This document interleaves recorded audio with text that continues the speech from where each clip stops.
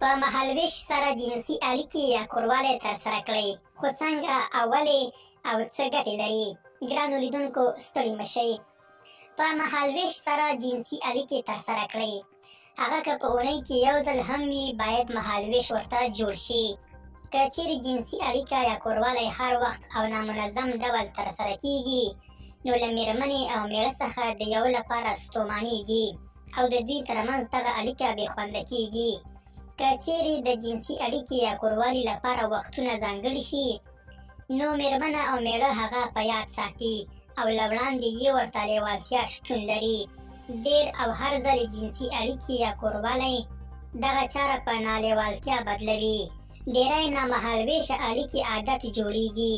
په جنسي اړیکه کې لومړی ځای د خوند دی او باید پام ورته وشي. که اړیکه د خوند لپاره نه وي، نو بیا جبري کوروالی یا سکس دی. درنو لیدونکو له ملتیا مو مننه.